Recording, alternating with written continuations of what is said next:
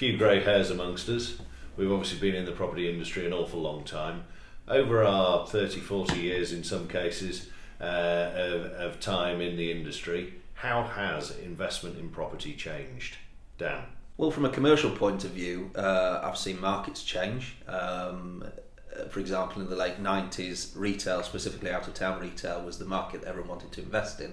That's changed over the course of time as the retail market has weakened because of the advent of online retailing. People now, certainly specific investors, tend to target industrial property, as we sat around this table at the moment.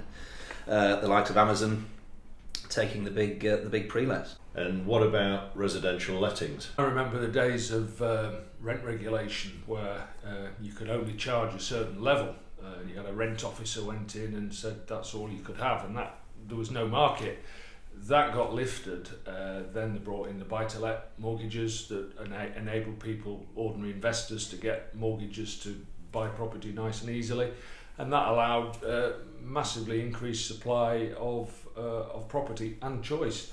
Not so sure that's what's going on now. Unfortunately, it seems a lot of these big multiples are building blocks to rent, which is fine if you live in a city, but if you want to live in a village or on the edge of a town, there aren't any tower blocks of residential let property, and there isn't the incentive for people to own it as an investment in the same way that it used to be. So there's less supply.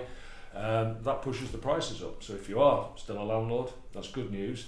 If you're a tenant, it makes it a little bit tighter for you. And certainly from a selling point of view, obviously your home often is your castle, is your place to live, and its first and foremost use is that. But the trend I noticed back in the early 90s, the fashion was very much to live in the countryside with the crunchy gravel drive.